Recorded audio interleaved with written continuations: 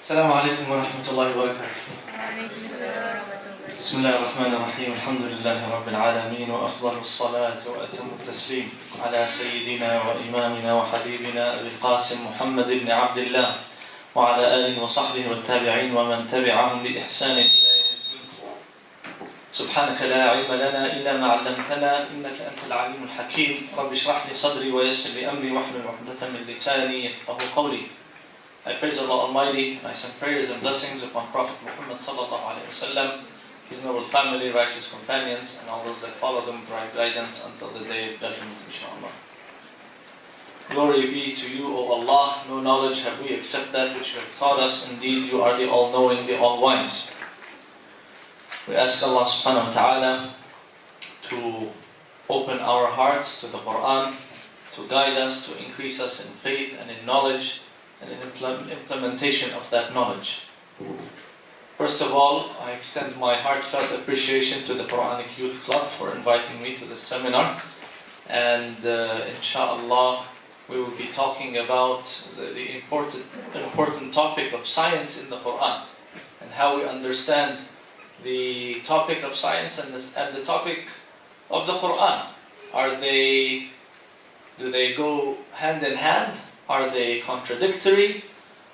And how do we go about making sense of two concepts that seem to be opposite concepts, at least in the way that it has been presented and portrayed in the 20th and 21st century?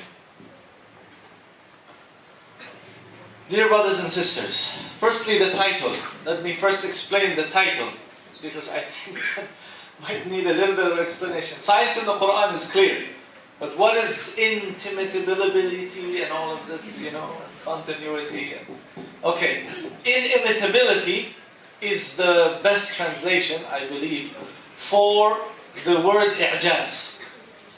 When we're talking about i'jaz al-Quran, this is probably the best translation. Okay?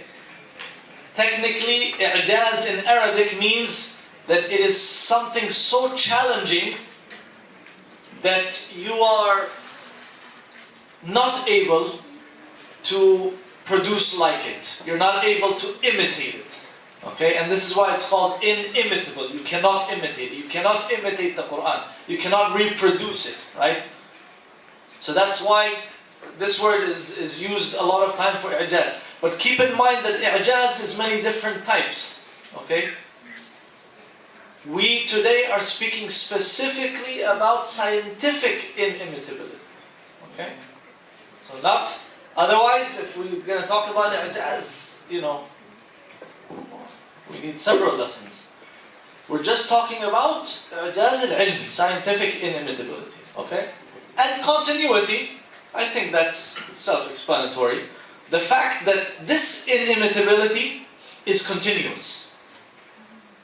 It's not something that only exists now. It's a continuous process, as we will see inshallah. Next slide.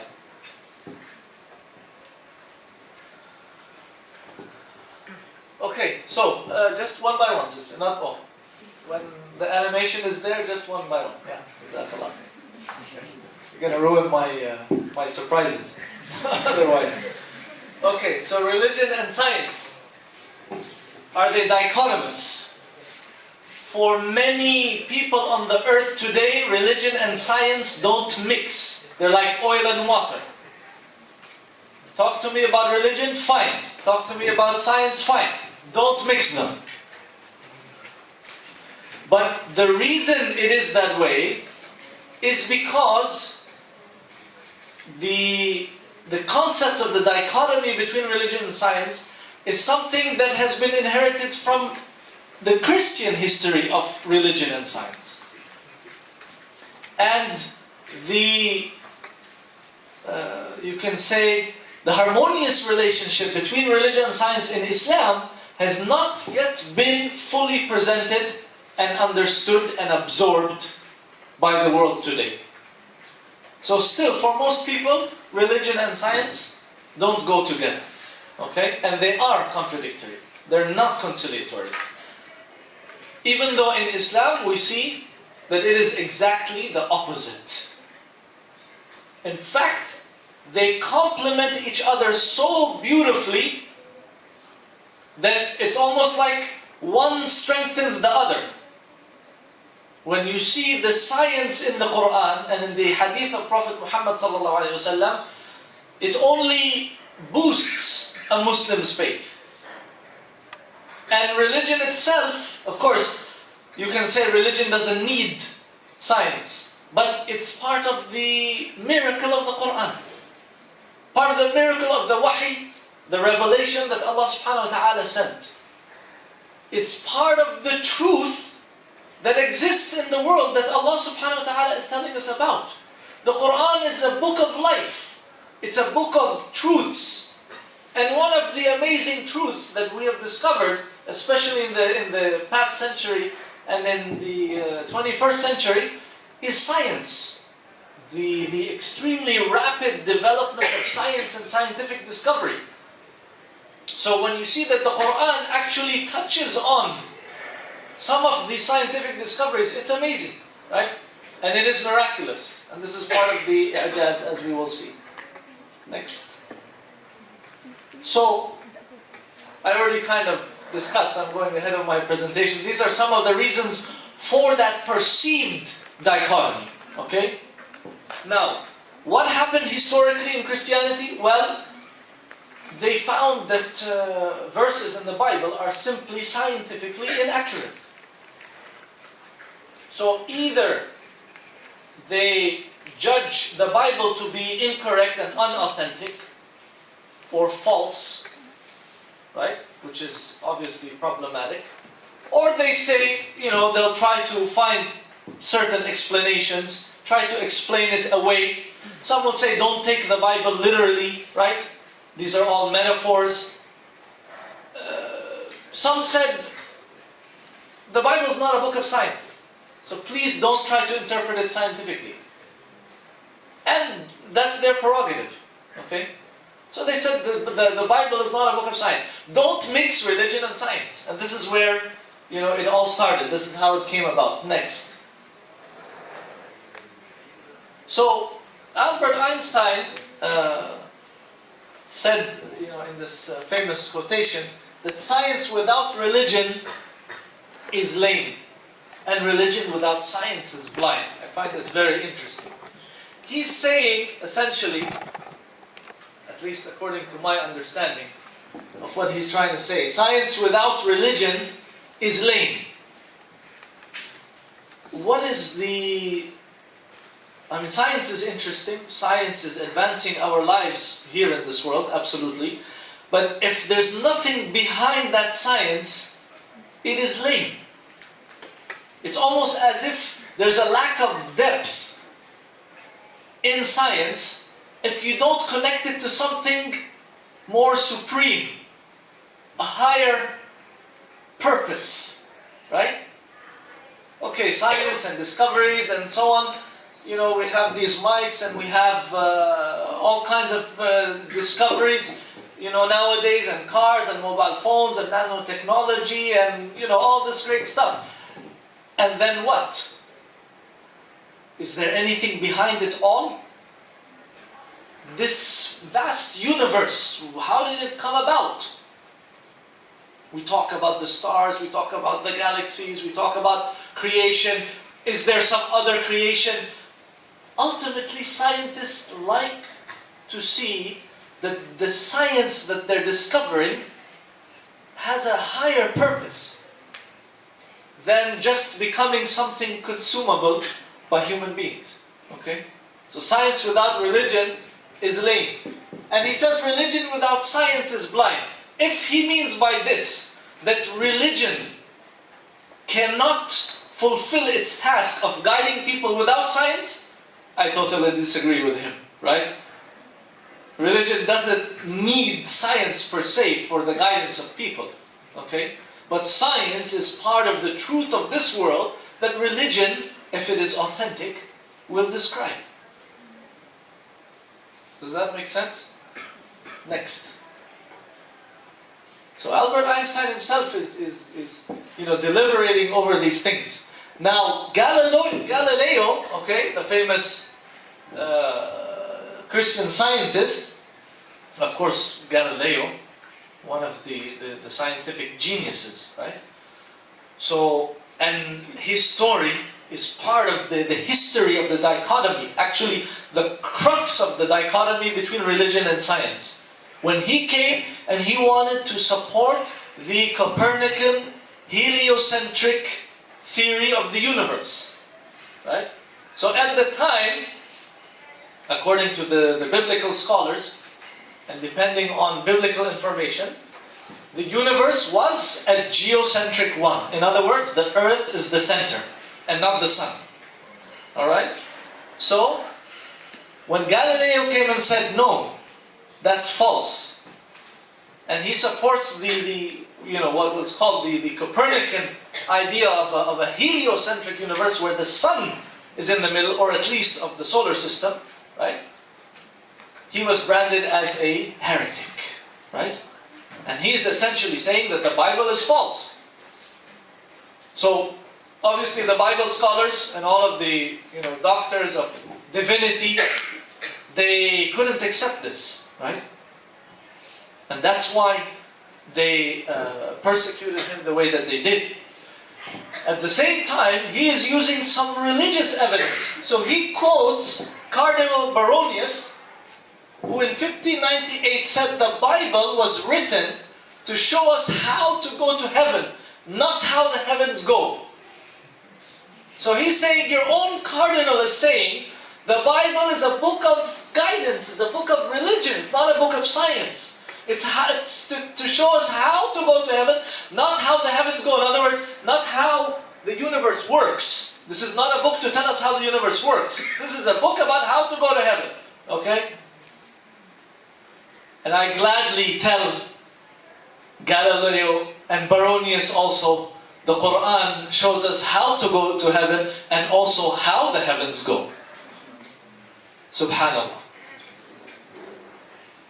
As we will see, inshallah. Next. Okay, so I think I'm going to stand. That way I'll spare my neck. So the Quranic miracle. We said there are different types of Quranic miracles. Alright? You have linguistic miracles. You have, of course, the linguistic miracles, that's just talking about the supreme eloquence of the Quran, which technically, since it is in the Arabic language, can only truly be understood by, authentic Arabic speakers, not even present-day Arabic speakers. A lot of Arabic speakers today cannot delve into the depths of the Quranic eloquence. Okay? Even though they can realize it to a certain extent, but to go into depths, it's quite difficult, right? It was a major challenge to the Arabs of the day. Miracles of past, present, and future tidings. So the Quran spoke authentically about history, about the stories of the prophets, okay? Starting from Adam all the way down to the predecessor of Prophet Muhammad ﷺ. Who's the predecessor of Prophet Muhammad? Who's the predecessor prophet? Who? I can't hear. Come on. Who's the prophet that came before Prophet Muhammad ﷺ? Isa alayhi salam, Jesus, peace be upon him. Why are you so afraid?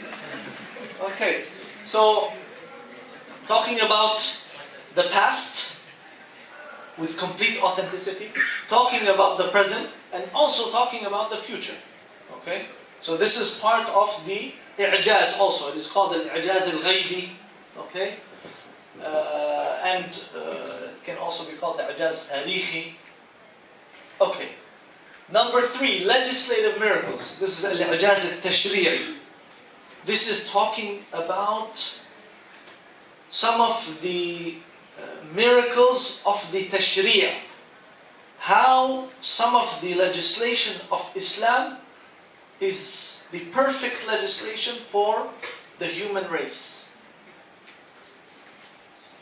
And sometimes there's some overlap between legislative miracles and scientific miracles. How? Because when some of the legislative issues in Islam, in the Quran, were analyzed scientifically, they realized the wisdom behind the legislation being that way. Such as the zakah. Why is the zakah 2.5%?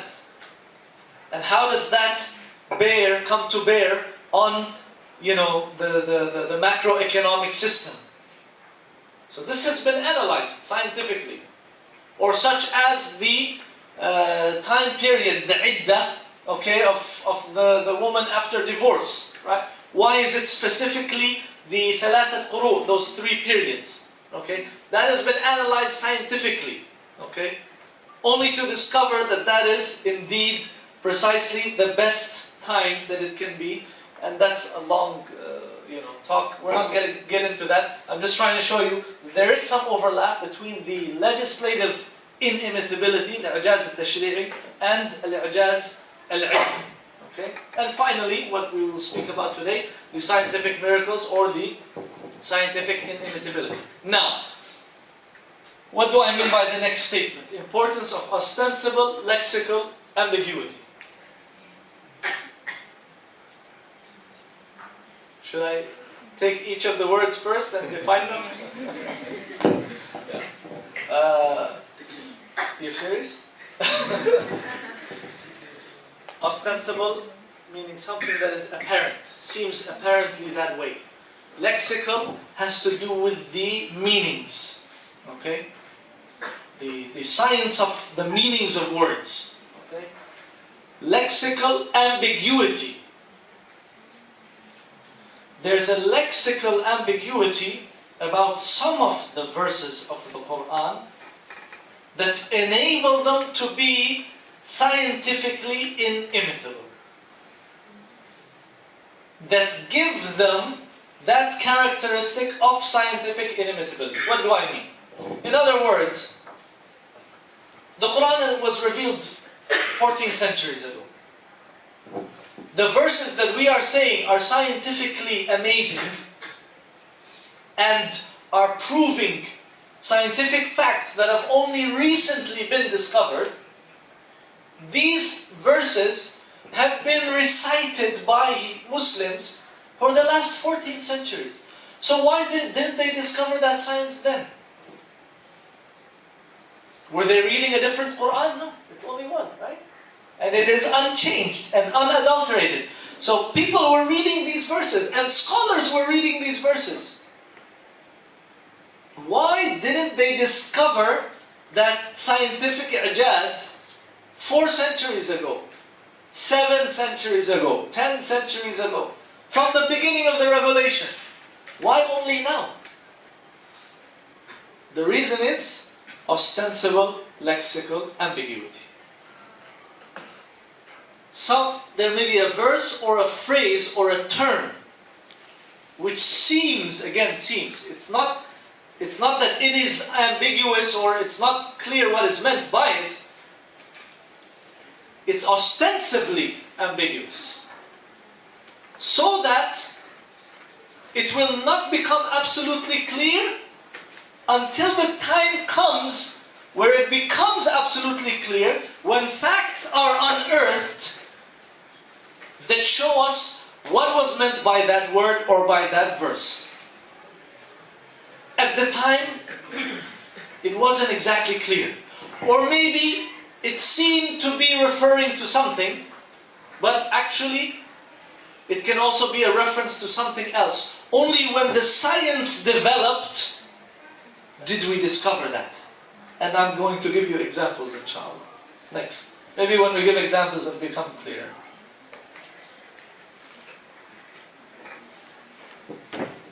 Have you considered the vastitude of the universe? Have you ever thought of this expansive universe. How big is it? How vast? How is it measured? Next. How do you measure the distances in the universe? Billions of kilometers? You're not happy with billions of kilometers? Billions! Is that the way the universe is measured? No? How? Light years. Barakallah feekum. Next. It's measured in billions of light years. So not billions of kilometers, that's too small. Billions of light years. Okay, so what's a light year?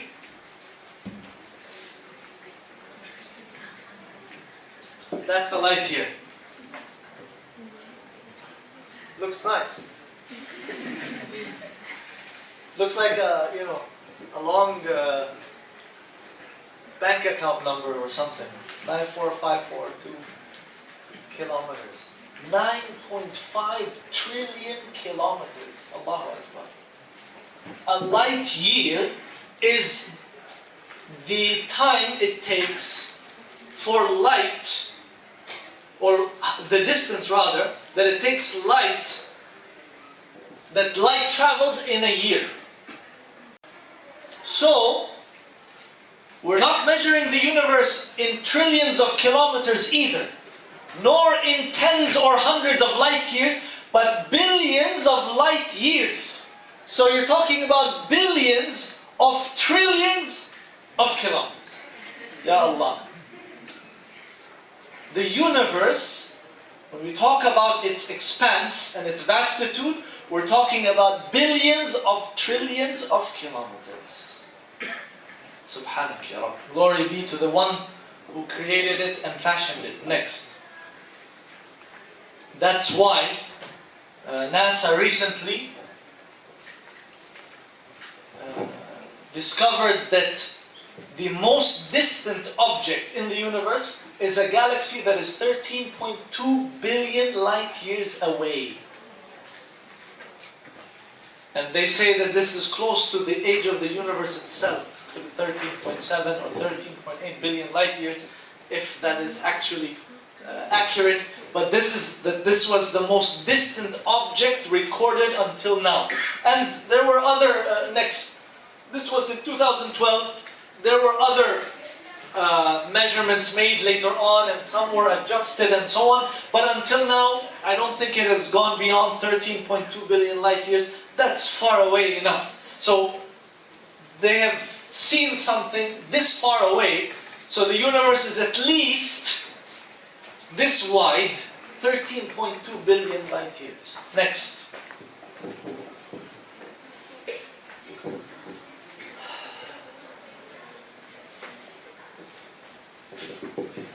This, in 1998, Science magazine, which is the magazine of the journal, or the Journal of the American Association of the Advancement of Science, they called they ranked the number one discovery in scientific discovery in 1998 to be the fact that the universe will keep expanding. The expanding universe. So as if it's not enough that the universe is as vast as we were just describing, it's expanding. It's getting bigger. It's swelling, right? It's only getting larger. It's not getting smaller. Science is the one who declared this to be the number one discovery of 1998. Next. The accelerating universe, right? Now, so this is just, a famous diagram from the time of the Big Bang and how the universe is expanding. So, this is supposed to be the whole universe, and this is the expansion after the Big Bang that happened approximately 13.7 billion years ago. It's daunting. Sometimes we can't fathom it. Is it correct? Allahu A'lam. But this is, the scientific community is in consensus about the age of the universe being 13.7 billion years. Next. Now, to make it more complicated, the universe is not only expanding, it's an accelerating expansion. So, if this is the universe, like an egg in my hand, and it's expanding like this is constant expansion, right? But you're talking about accelerating expansion. So it's like this, right? It's only getting faster and faster. How many people took calculus? Calculus only. Derivatives, rate of change, right? Acceleration. So you have an accelerating expansion. This is what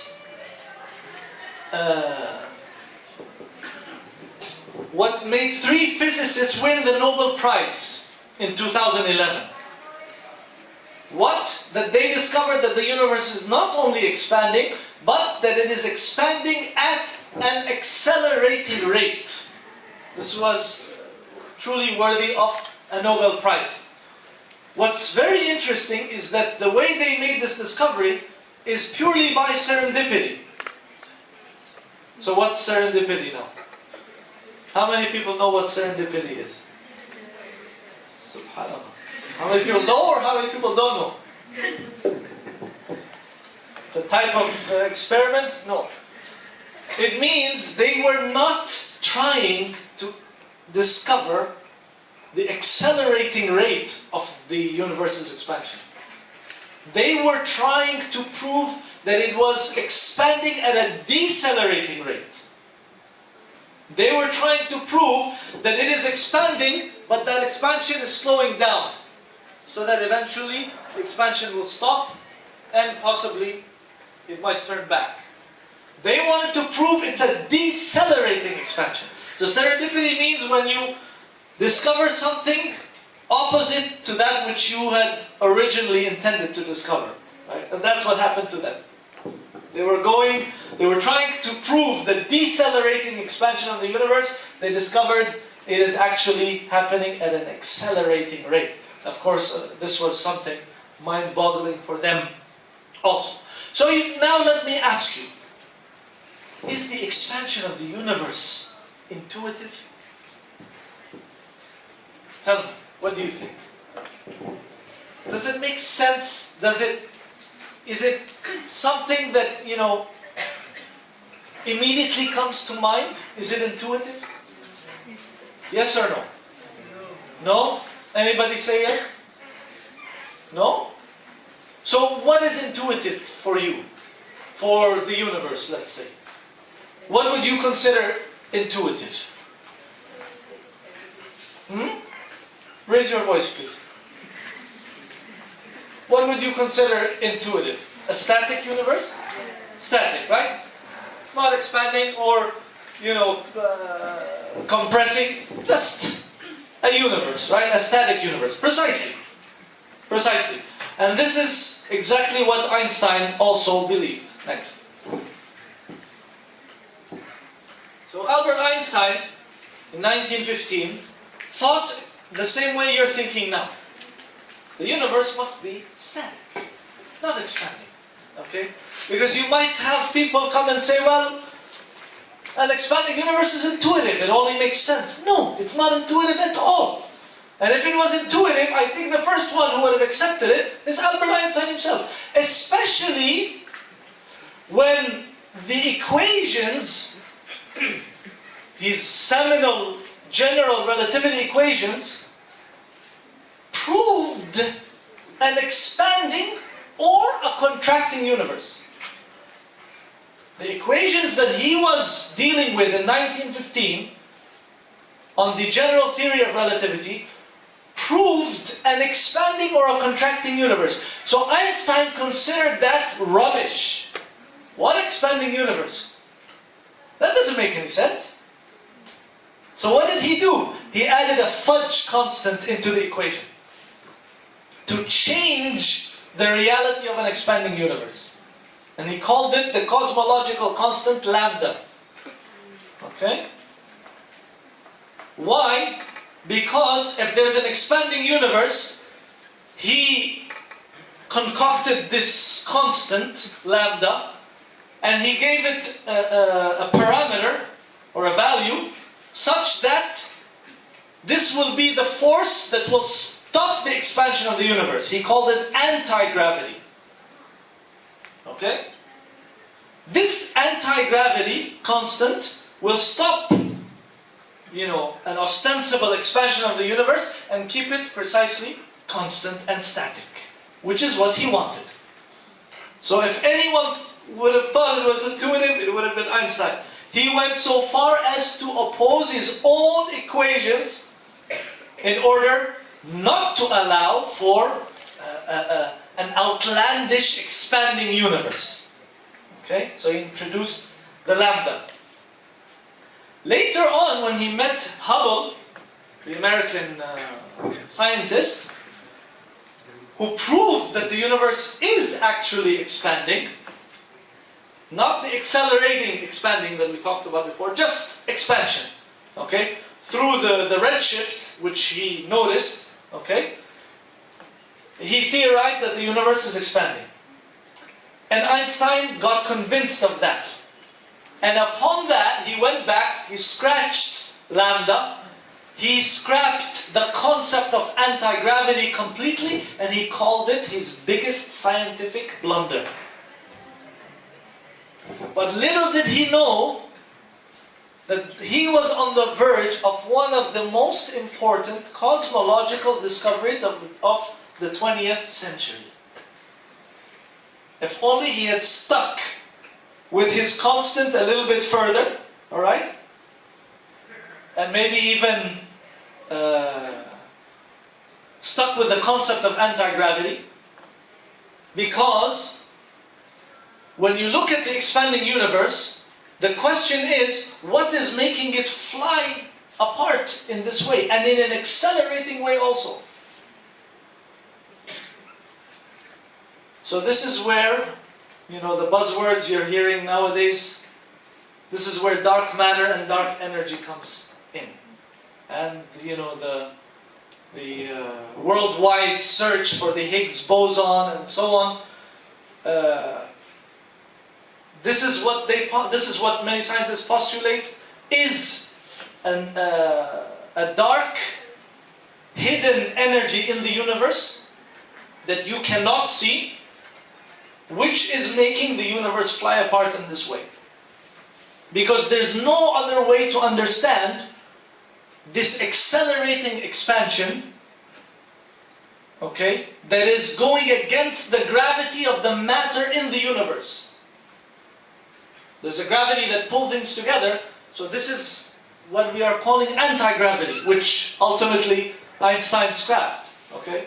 But this is what everyone is talking about now. An expanding universe at an accelerating rate must have some hidden energy that we cannot see, because when scientists calculated approximately an estimate of the matter in the universe, it cannot account for the rate of accelerating expansion that is happening. So they theorized dark energy and dark matter. And they say that this dark energy that you cannot see is actually the most ubiquitous form of energy in the universe. Okay? Why am I telling you all of this? Next. Because I like astronomy and cosmology. Because Allah subhanahu wa ta'ala said in the Noble Quran, بعد أعوذ بالله من الشيطان الرجيم بسم الله الرحمن الرحيم وَالسَّمَاءَ بَنَيْنَاهَا بِأَيْدٍ وَإِنَّا لَمُوسِعُونَ. And the heaven, we constructed it with power, in other words, with strength and power, and we are expanding it. Something that was revealed 14 centuries ago. A universe as vast as what we are talking about, billions of light years away, and expanding at an accelerating rate, something completely unintuitive, something a genius like Albert Einstein even considered completely ludicrous, was revealed 14 centuries ago in the Quran to our beloved Prophet Muhammad ﷺ, and the Muslims have been reciting this verse for 14 centuries. وَالسَّمَاءَ بَنَيْنَاهَا بِأَيْدٍ وَإِنَّا لَمُوسِعُونَ. Allahu Akbar. So who taught Prophet Muhammad ﷺ an expanding universe? This is if some Joe Schmo comes and tells you, oh well, it's intuitive, the universe is expanding. Mohammed must have known about it. A'udhu billah. Albert Einstein, considered it strange and even fudged his own equations to prove otherwise. Right? It's not intuitive at all.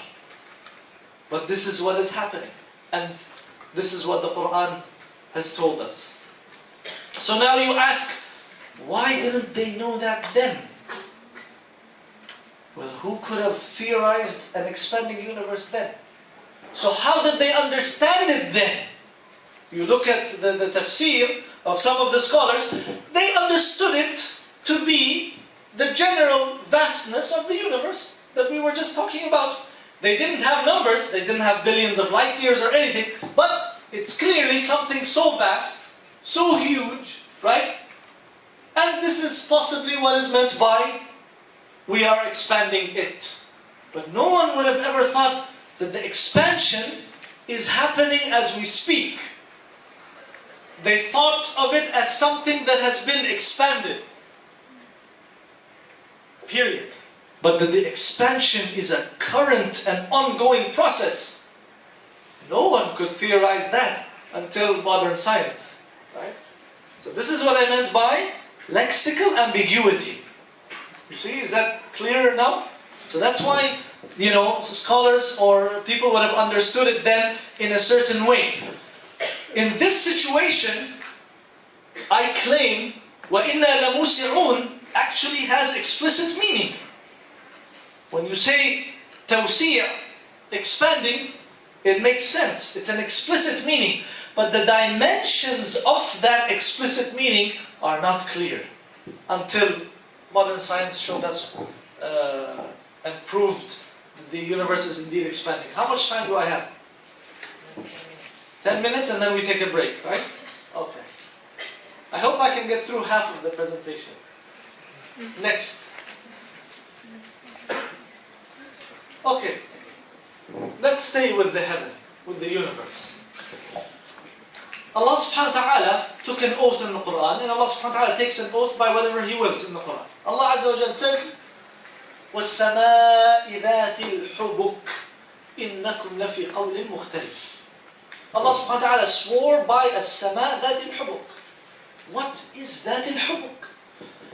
I challenge you to go and ask an Arabic speaker in the university or anywhere in the Arab world, what is ذات الحبك? And I almost guarantee you, 9 out of 10 will tell you, I have no idea. But you're an Arabic speaker. He doesn't know. Again, a testament to the eloquence of the Quran and a testament to our ignorance of our own language, unfortunately. Okay?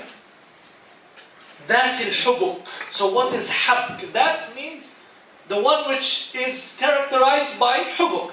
What is hubuk? This is what some of the scholars of tafsir said. Number one, a perfect construction. When you say something is mahbuk, it's perfectly done or constructed or made. Okay? There's a perfection in its creation or its invention. Okay? Another explanation that was given is a weaving. Habk actually as a verb means to weave. Okay? So it's a weaving. Alright? And some scholars, when talking about the weaving, actually gave the example of water ripples. Okay, ripples of water or waves in the sand. Okay, this is, again, habk has several meanings, and in Arabic, one word may mean many things, usually similar, sometimes not so related. It depends. Okay. So a weaving, a perfect construction, an example of water ripples or waves in the sand?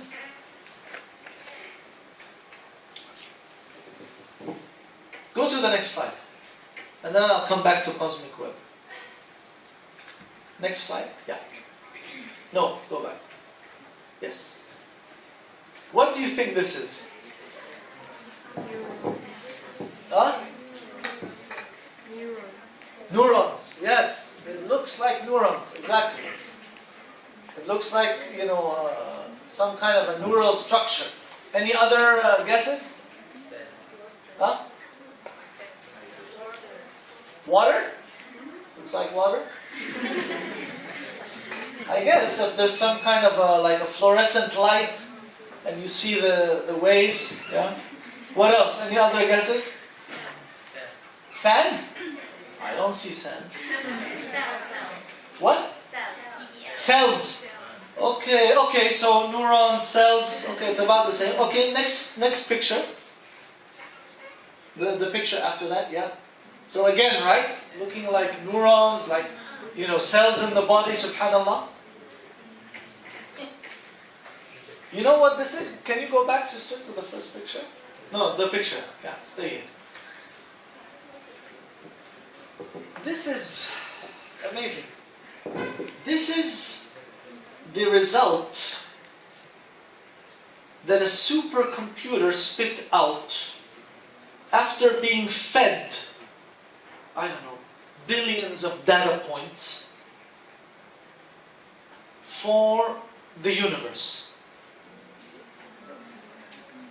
So when they put all of this information into the supercomputer, it produced this picture as an extremely compressed picture of the whole universe. As if the whole universe is compressed into this picture. This is what it looks like. So, what are these? They call them clusters of galaxies. Galaxy clusters, super clusters. A galaxy is large enough. Our Milky Way galaxy is large enough, right? With billions of stars. Just in one galaxy. Then if you talk about billions of galaxies, you're talking about a galaxy cluster. So these are galaxy clusters. These are billions of galaxies. And all almost tied together. Almost like a web.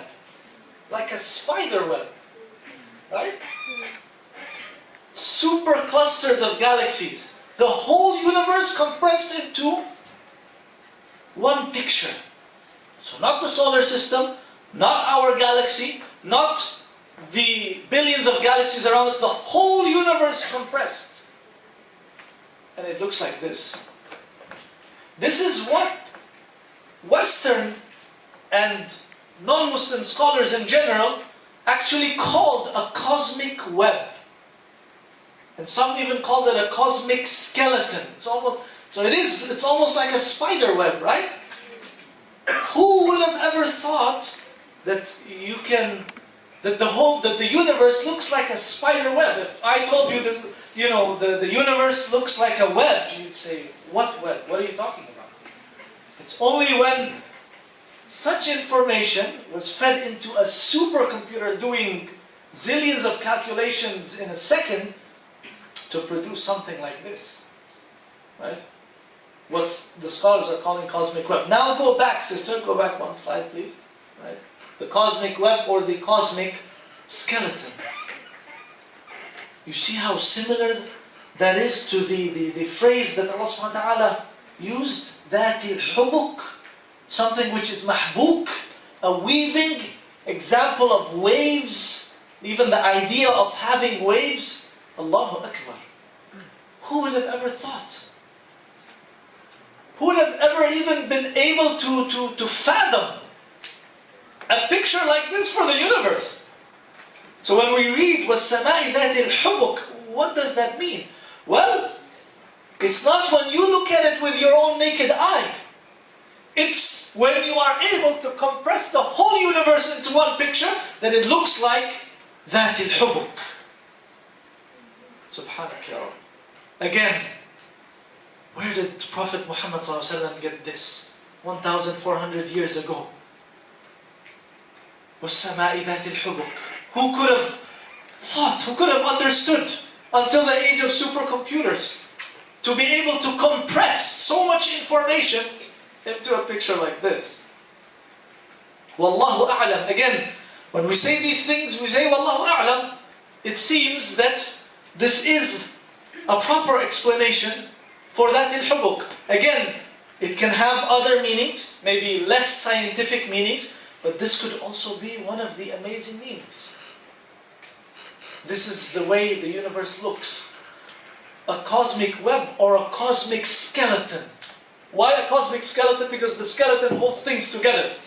So you can see the universe is not just flying apart, everything being scattered in all different directions. No, it's held together, not causing it to fly apart completely. So this could be one of the interpretations of وَالسَّمَاءِ ذَاتِ الْحُبُكِ. And who knows, maybe in the future, even more amazing things come along that we didn't know about, or that we had no idea about. Whatever we are discovering, and whatever knowledge we are talking about, this is only very, very little. وَمَا أُوتِيتُ مِنَ الْعِلْمِ إِلَّا قَلِيلًا. We have not been given of knowledge, but very little. So this is just a very small drop in the ocean. There's so much more to discover. And who knows what else we may discover in the future, inshallah.